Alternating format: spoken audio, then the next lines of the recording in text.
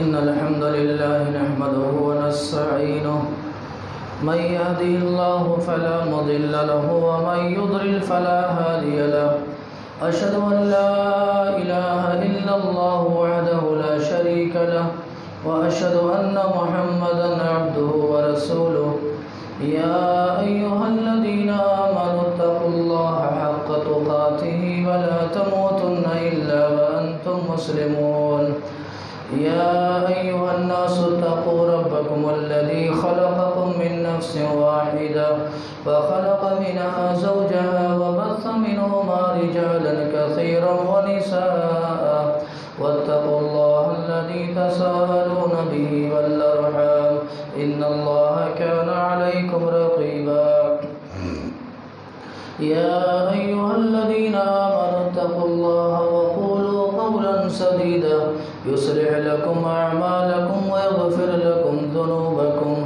ومن يطع الله ورسوله فقد فاز فوزا عظيما أما بعد فإن خير الحديث كتاب الله وخير الهدي هدي محمد صلى الله عليه وسلم وشر الأمور محدثاتها وكل محدثة بدعة وكل بدعة ضلالة وكل ضلالة في النار قال الله تبارك وتعالى في القرآن العظيم والفرقان الحميد وقرن في بيوتكن ولا تبرجن تبرج الجاهلية الأولى وأقمنا الصلاة وآتينا الزكاة وأطيعنا الله ورسوله إنما يريد الله ليذهب عنكم الرجس أهل البيت ويطهركم تطهيرا ہر قسم کی بڑائی کبریائی حمد و ثنا اللہ وحدہ لا شریک خالق کائنات مالک ارض و سما کے لیے لائق و زیبا ہے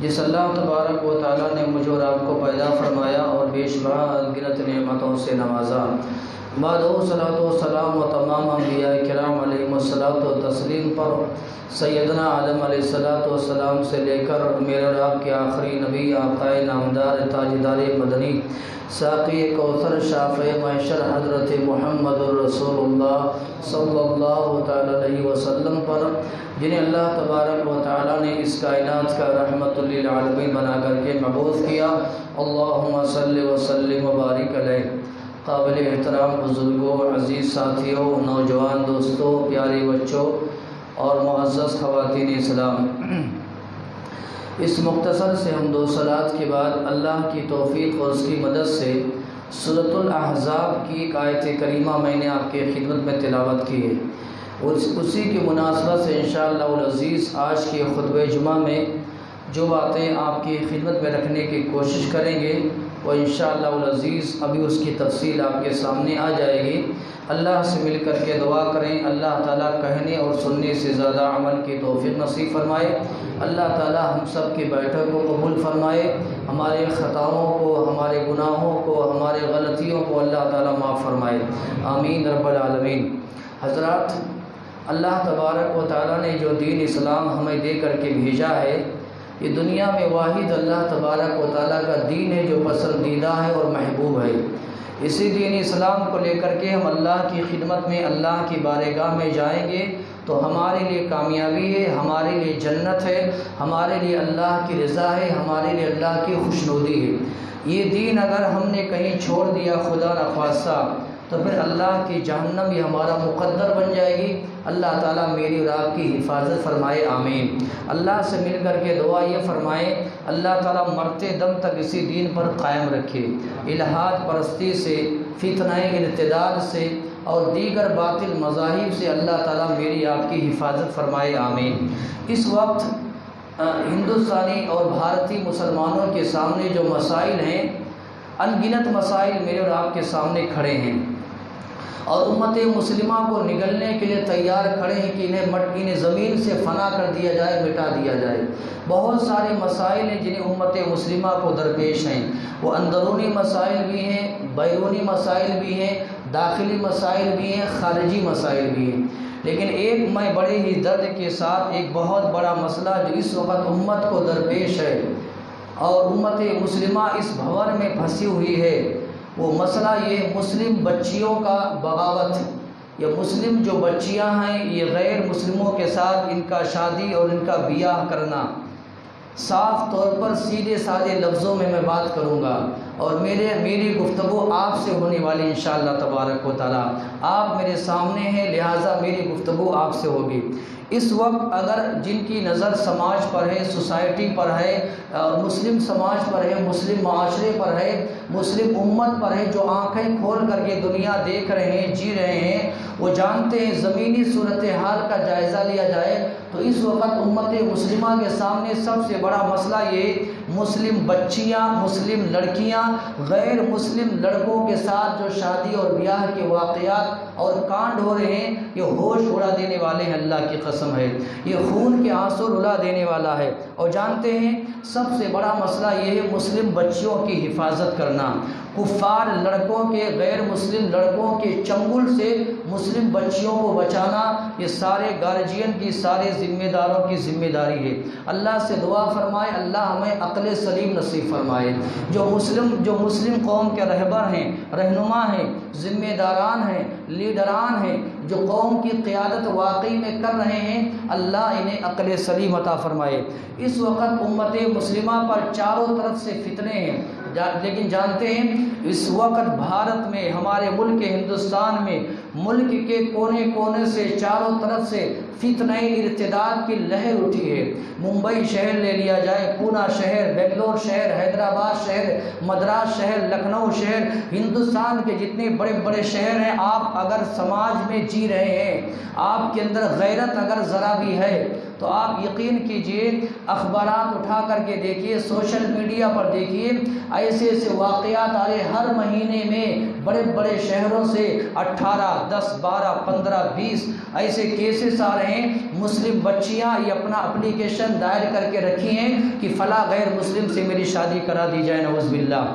جانتے ہیں اس وقت امت مسلمہ کے لیے، ہم بھارت میں رہنے والے مسلمانوں کے لیے سب سے بڑا مسئلہ ہے، لہذا میری، اور جانتے ہیں ایک بات اور یاد رکھیے، میں وجوہات بتاؤں گا انشاءاللہ، کسی کو برا نہ لگے، کسی کو تکلیف نہ لگے، یہ میرے لیے ہے سب سے پہلے، اس کے بعد آپ کے لیے اور سارے دیکھنے والے سننے والوں کے لیے۔ اللہ سے دعا فرمائے اللہ تعالی ہمیں صحیح سمجھ نصیب فرمائے۔ ایک لڑکی کا بگاڑ یہ آدھی انسانیت کا بگاڑ ہے۔ اگر ایک لڑکی کہیں بگڑ گئی، خراب ہو گئی، ایک مسلم بچی کہیں بگڑ گئی تو آدھا سماج سمجھ جائیے بگڑ جائے گا، اور ایک مسلم بچی اگر سدھر گئی انشاءاللہ تو آدھا سماج یہ سدھر جائے گا۔ آپ یوں سمجھ جائیے آدھی انسانیت کو کیڑا لگ گیا ہے، آدھی انسانیت کو کیڑ لگ گیا ہے، اور یہ مسلم سماج سسک رہا ہے، چیخ رہا ہے، چلا رہا ہے، اور ہمیں اس کی درد کا احساس بھی ہے۔ میرے بھائیوں، خاص طور پر ایک منظم سازش کے تحت مجھے معاف فرمائیں، کالج سے بری خبریں آ رہی ہیں، اسکول سے بری خبریں آ رہی ہیں۔ کالج میں پڑھنے والی مسلم بچیاں، اسکول میں پڑھنے والی مسلم بچیاں، دعا کریں اللہ تعالیٰ ان کی حفاظت فرمائے۔ یہاں سے سب سے زیادہ ہمیں بری خبریں آ رہی ہیں، اور ان کو ایک ٹارگٹ کیا جا رہا ہے، نشانہ بنایا جا رہا ہے ایک منظم سازش کے تحت۔ میں آپ سے کہنا چاہوں گا اس فتنے کو معمولی نہ سمجھیں، اسے ہلکے میں نہ لیں، اسے سن کر کے مسجد کے باہر بھی نہ پہنچیں اور کانوں سے نکال نہ لیں۔ یہ سب سے بڑا مسئلہ ہے، اس فتنے کا ڈٹ کر کے مقابلہ کرنا ہے۔ جتنے بھی مسالک کے علماء ہیں، فقہائے کرام ہیں، مفتیان کرام ہیں، لیڈران ہیں، سارے لوگوں کو سر جوڑ کر کے بیٹھنا ہے اور اس فتنے کا مقابلہ کرنا ہے۔ جانتے ہیں یہ کتنا بڑا فتنہ ہے شریعت کی نظر میں، اللہ کی کتاب میں، پیارے نبی جناب محمد الرسول اللہ صلی اللہ علیہ وسلم کی حدیث میں کتنا بڑا گناہ ہے۔ آپ علیہ السلام نے فرمایا ایک اسلامی حکومت میں کافر رہ سکتا ہے، کافر اپنے کفر پر زندگی گزار سکتا ہے، لیکن کوئی کلمہ پڑھنے کے بعد اگر دوبارہ کفر میں گیا، اسلامی حکومت میں اس کی سزا موت ہے، موت ہے۔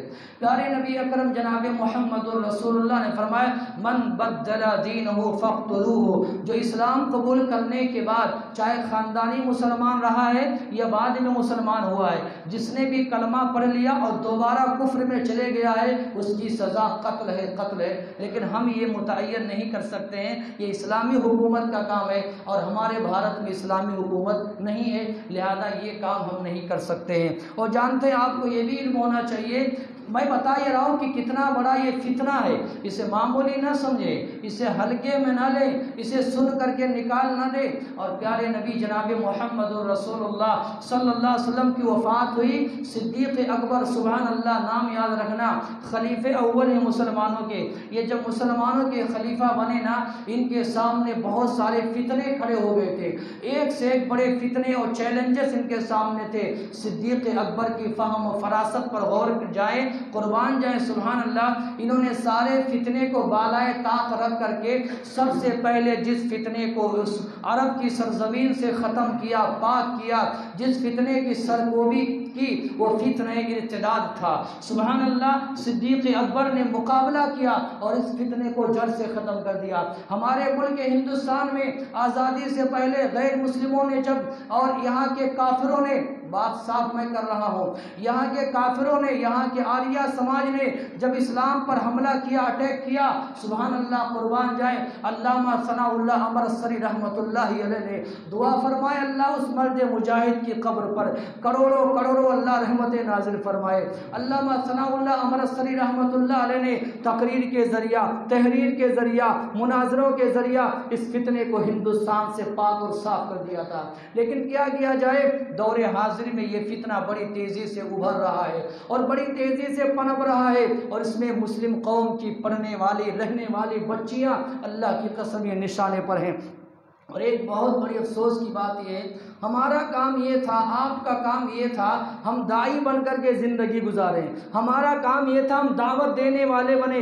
آج افسوس کی بات یہ ہے، لمحے فکریہ ہم مدعو قوم بن گئے ہیں، ہم دوسروں کی دعوت قبول کرنے والے بن گئے۔ ہمارا کام یہ تھا اسلام کی تبلیغ کرتے، اسلام کی نشر و اشاعت کرتے، اسلام کی طرف دنیا والوں کو راغب کرتے، لیکن یہ مسلم بچیاں، امت کا نام انہوں نے ڈبو دیا ہے، ماں باپ کو ذلیل و رسوا کر دیا ہے۔ یہ کافروں کا دین اپنا کر کے مانگ میں سندور، ماتھے پر بندیا اور گوبر اور گائے کی پیشاب کی زندگی نعوذ باللہ یہ گزارنے کے لیے تیار ہیں۔ اللہ سے دعا فرمائے اللہ انہیں ہدایت نصیب فرمائے۔ وہ اسلام سبحان اللہ جو خالص دین تھا، صاف و شفاف دین تھا، جس دین کو پیارے نبی محمد الرسول اللہ صلی اللہ علیہ وسلم لے کر کے آئے تھے، یہ دین انہوں نے چھوڑ دیا، یہ دین کو چھوڑنے کے لیے تیار ہے۔ گائے اور گوبر اور پیشاب کی زندگی انہوں نے پسند کر لیا ہے نعوذ باللہ۔ آئیے میں اپنی بات آگے بڑھاؤں، وقت بڑی تیزی سے گزر رہا ہے، مجھے 3 باتیں رکھنی ہیں اور زندگی نے وفا کی انشاءاللہ العزیز، تو آئندہ جمعہ بھی کچھ اور اسباب رکھیں گے۔ پہلے مرض کی تشخیص ہونا چاہیے، ڈاکٹر کے پاس آپ جاتے ہیں نا تو پہلے کہتا ہے آپ کی بیماری کیا ہے، پہلے بیماری پتہ لگا لیتا ہے، اس کے بعد علاج شروع کر دیتا ہے۔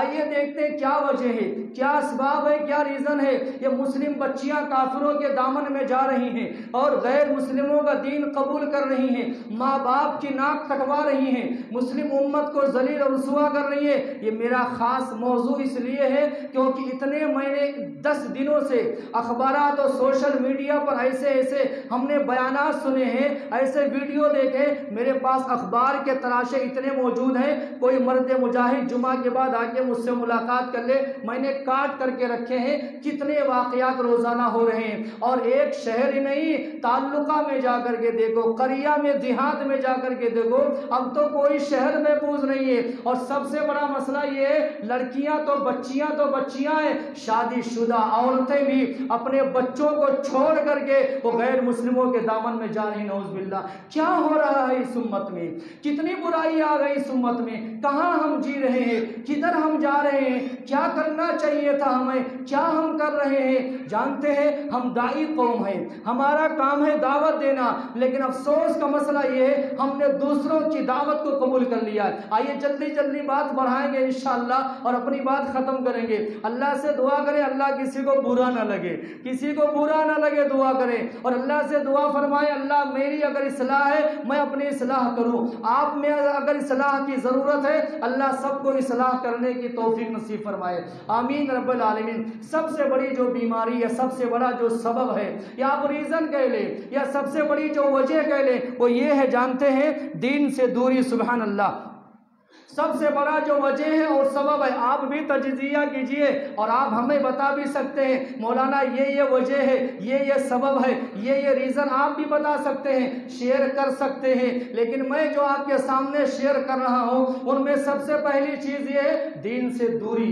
ایمان کی کمزوری، اسلام کی محبت نہیں ہے، دین کی محبت نہیں ہے۔ مجھے معاف فرمائیں، آپ جتنے بھائی میرے سامنے بیٹھے ہیں، یہ نورانی چہرے بیٹھے ہیں، اللہ سے دعا فرمائے اللہ قائم دائم رکھے۔ لا الہ الا اللہ کا معنی نہیں ہے، معنی معلوم نہیں ہے، محمد الرسول اللہ کے تقاضے کیا ہیں، محمد الرسول اللہ کے شرائط کیا ہیں، ایمان کے ارکان کیا ہیں، اسلام کے ارکان کیا ہے، سبحان اللہ۔ اسی طریقے سے یہ نہیں پتا ہے پیارے نبی محمد الرسول اللہ صلی اللہ علیہ وسلم کہاں پیدا ہوئے، کہاں وفات ہوئے، کتنی بیویاں تھیں، کتنے لڑکے تھے، کتنی لڑکیاں تھیں، کتنی خالائیں تھیں، کتنی بہنیں تھیں، سبحان اللہ ہمیں یہ پتا نہیں ہے۔ اور آپ جانتے ہیں ہمارا آپ کا رشتہ خالی ایک شناخت ہے، ہم جب فارم فل اپ کرتے ہیں نا، ریلیجن میں لکھ دیتے اسلام، بس یہ عبد الرحمن ہے، یہ عبداللہ ہے، یہ عبید اللہ ہے، یہ خان ہے، یہ پٹھان ہے، ریلیجن میں لکھ دیا جاتا اسلام، بقیہ ہمیں کوئی پتہ نہیں ہے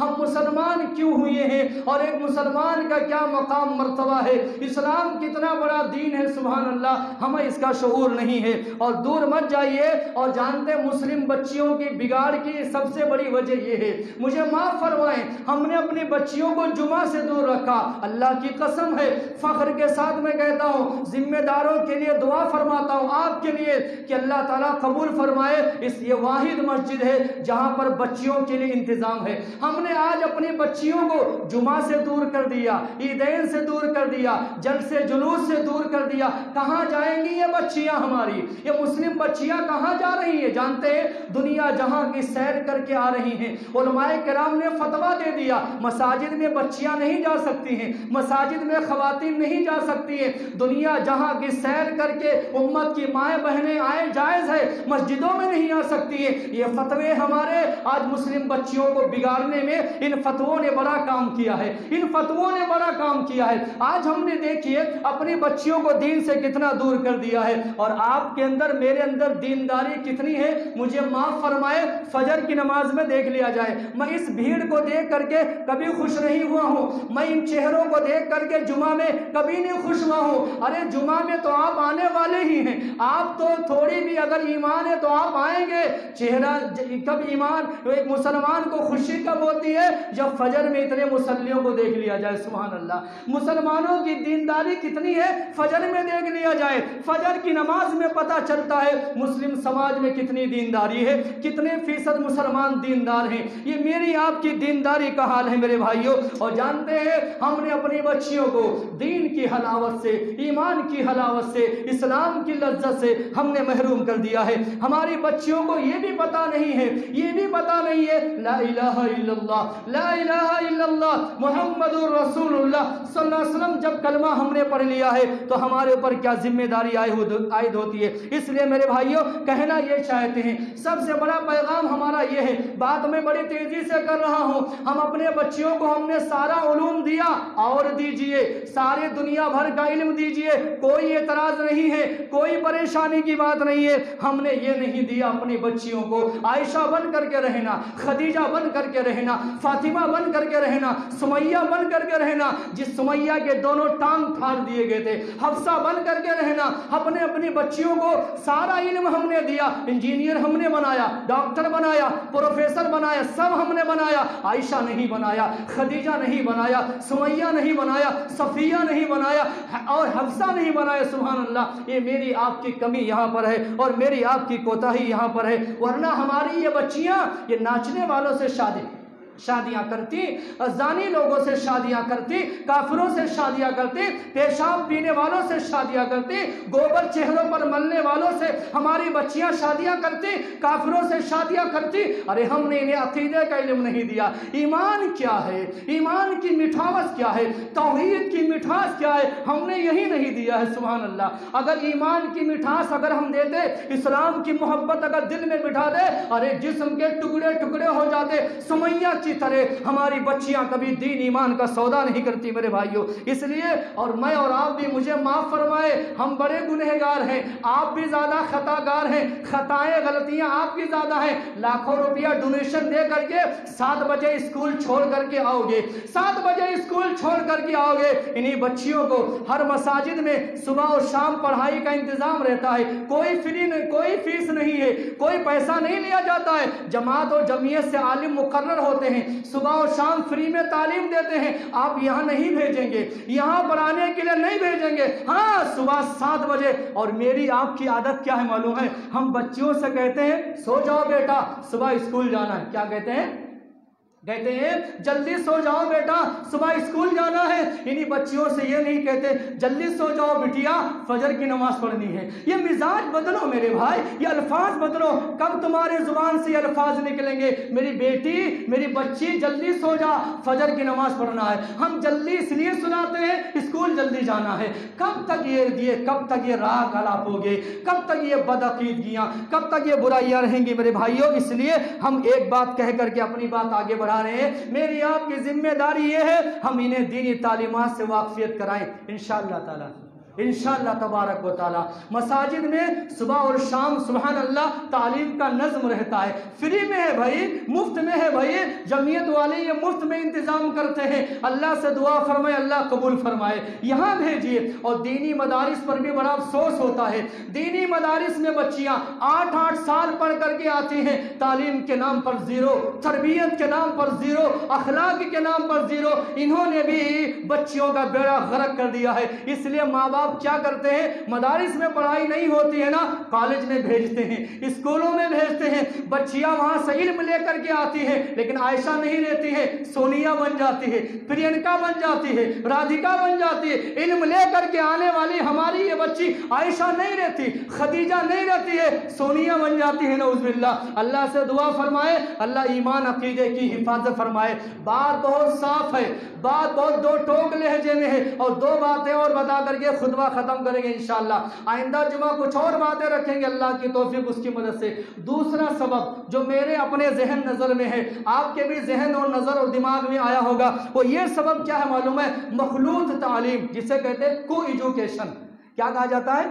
کو ایجوکیشن, مخلوط تعلیم. ایک بات یاد رکھیے, مخلوط تعلیم سے مراد یہ نہیں ہے کہ مسلم بچی مسلم بچے کے ساتھ پڑھ رہی ہے. ارے یہ پرانی بات ہو گئی بھائی. پہلے آج کے 20 سال پہلے علماء کرام تقاریر کرتے تھے, کیا غیر محرم کے ساتھ نہیں جانا, چاہے وہ مسلمان لڑکا ہی کیوں نہ ہو, مسلمان بچہ ہی کیوں نہ ہو. یہ پرانی بات ہو گئی ہے. مخلوط جس تعلیم کی میں بات کر رہا ہوں, کو ایجوکیشن کی بات میں کر رہا ہوں نا, یہ مسلم بچی کا غیر مسلم بچے کے ساتھ تعلیم حاصل کرنا ہے. ایک ہی کمرے میں ہے, ایک ہی چھت کے نیچے ہے, پڑھانے والا بھی غیر محرم ٹیچر ہے, پڑھانے والا بھی غیر محرم ٹیچر ہے. اب بتائیے, کلاس ایک ہے, کتابیں ایک ہے, نوٹ بکس ایک ہے, بغل میں بیٹھ کر کے تعلیم حاصل کر رہے ہیں. دوستی ہوتی ہے, تعلقات ہوتے ہیں, میسج کیے جاتے ہیں, چیٹنگ کی جاتی ہے, SMS کیے جاتے ہیں, کتابوں کے نام پر ہدیے تحفے دیے جاتے ہیں. اور ایک منظم سازش کے تحت ہماری یہ رہنے والی بچی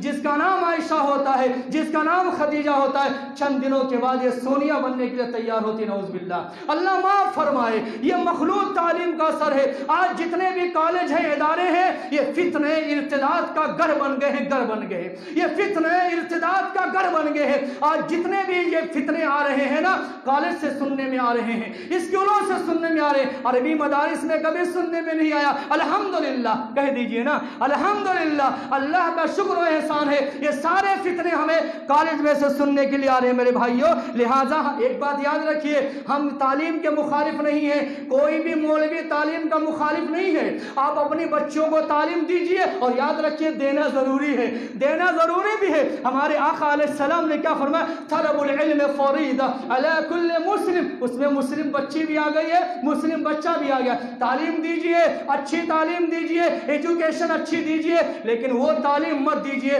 کہ آپ کی عائشہ سونیا بن جائے. ایسی تعلیم پر لعنت ہے. ایسے اس سے بہتر یہ ہے ہماری بچیاں ان پڑھ رہیں, ہماری بچیاں ان پڑھ رہیں. تعلیم دیجئے ایمان کے ساتھ, عقیدے کے ساتھ، توحید کے ساتھ، اسلام کے ساتھ، ایمان کے ساتھ، وہ تعلیم کس کام کی ہے کہ آپ کی بچی ایمان ہی کھو بیٹھے، عقیدہ ہی گوا بیٹھے، اور آپ کے دین، اس دین اسلام، دین توحید کو ٹھکرا کر کے اور غیر مسلموں اور کافروں کا دین اپنا لے۔ یہ تعلیم پر ہم لعنت بھیجتے ہیں۔ یہ تعلیم کس کام کی ہے جو تمہاری آخرت کو رسوا کر دے اور دنیا میں بدنامی کا ذریعہ بن جائے۔ اس لیے میرے بھائیوں، اور یہاں دکھ ہے، میں آپ سے کہہ رہا ہوں، کانوں کی کھڑکیاں کھول لینا۔ آپ پر افسوس ہے، ہندوستان میں رہنے والے 33 کروڑ مسلمان ہیں۔ دنیا والوں نے کہا ہے، اعداد و شمار بتائے ہیں، 33 کروڑ مسلمانوں پر افسوس ہے، آپ کے پاس اچھا کالج نہیں ہے کہ آپ کی بچی پردے میں پڑھے، حجاب میں رہے، برقعے میں رہے۔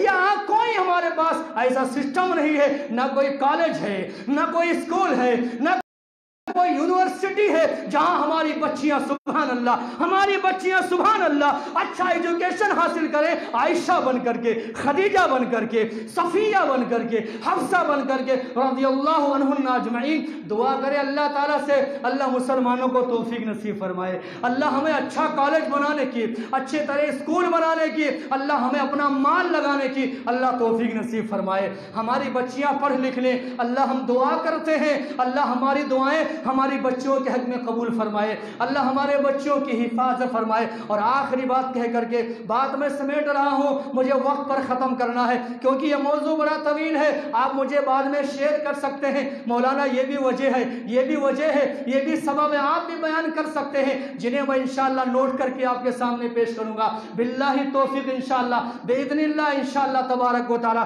تیسرا سبب بتا کر کے میں گفتگو سمیٹ رہا ہوں۔ تیسرا سبب میرے بھائیو یہ ہے، ہماری لڑکیوں کا، مسلم بچیوں کا گھروں سے نکل کر کے نوکری کرنا، مجھے معاف فرمائے، نوکری کرنا، جاب کرنا، نوکری پر جانا، ملازمت پر جانا، یہ تیسرا سب سے بڑا سبب ہے۔ جانتے ہیں آج کے 20 سال پہلے ہمارے جو بزرگ زندہ ہیں نا، ان سے پوچھ لیا جائے، یہ اپنی بیٹیوں کے مکان پر نہیں جاتے تھے، اگر گئے بھی ملاقات کر کے آ جاتے تھے، بیٹی کے گھر پہ کھانا کھاؤ دنیا کیا کہے گی، اپنی بیٹیوں کی کمائی کو پسند نہیں کرتے تھے۔ یہ آج کے 20 سال یہ سسٹم تھا، لیکن اب زمانہ بدل گیا ہے، اب سسٹم بدل گیا ہے میرے بھائی۔ اب تو بچیوں کو پڑھایا اس لیے جا رہا ہے، بچی پڑھ لے گی، بن جائے گی انجینئر، بن جائے گی پروفیسر، کمائے گی، کما کر کے لائے گی، آرام سے بیٹھ کر کے کھائیں گے نعوذ باللہ۔ یہ سروے ہے، میری بات غلط نہیں ہے، یہ سروے ہے۔ آج تقریباً 60 سے 70% مسلمانوں کا جو طبقہ ہے نا،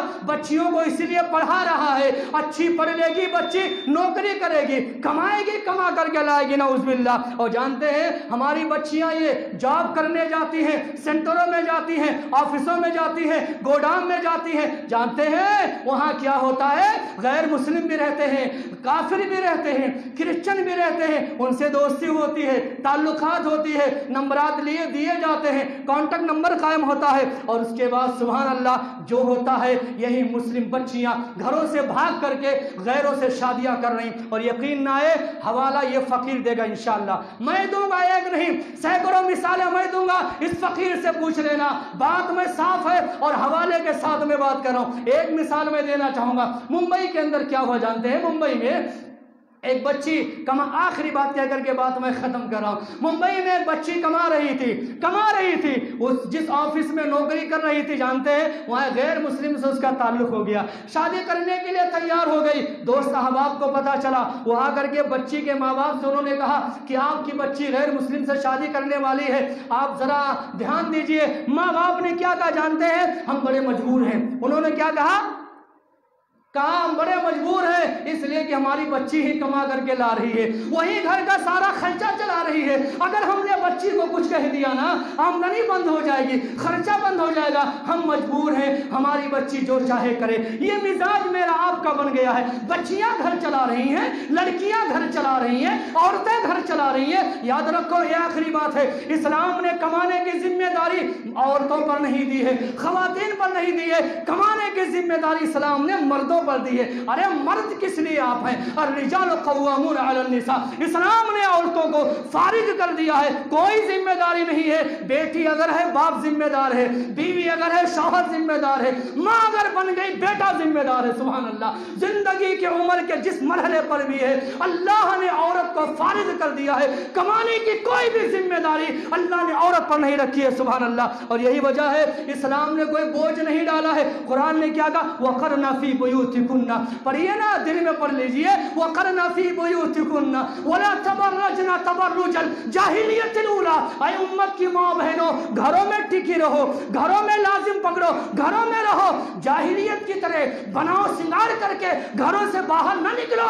اللہ نے کیا کہا؟ نمازیں قائم کرو، مال کی زکات دو، اللہ اس کے رسول کی اطاعت کرو، یہ تمہارے لیے جنت میں جانے کا ذریعہ. ہاں ایک بات یاد رکھیے، غلط فہمی کا شکار نہیں ہونا. عورت بھی کما سکتی ہے، بزنس کر سکتی ہے، کاروبار کر سکتی ہے. کم ہاں گھر میں رہ کر کے محرم کے ساتھ ٹیوشن پڑھائے، سلائی مشین لا کر کے رکھے، خواتین کے کپڑے سلے. خواتین میں رہ کر کے امت کی مائیں بہنیں بھی کما سکتی ہیں، لیکن غیر محرم کے ساتھ نہیں، غیر محرم کے سامنے چہرہ کھول کر کے نہیں. عورت آن لائن بہت سارے سسٹم ہیں الحمدللہ، بہت سارا کام کر سکتی ہے. مائی خدیجہ کاروبار کرتی تھی، انہوں نے ذمہ داری پیارے نبی محمد رسول اللہ کو دے دی تھی. پیارے نبی کی امانت کو دیکھ کر کے مائی خدیجہ نے شادی کا پیغام دیا اور محمد رسول اللہ نے قبول کر لیا صلی اللہ علیہ وسلم. اس لیے آج جتنے بھی سینٹر ہیں، جتنا بھی مجال ہے، جتنے بھی شاپنگ سینٹر ہیں،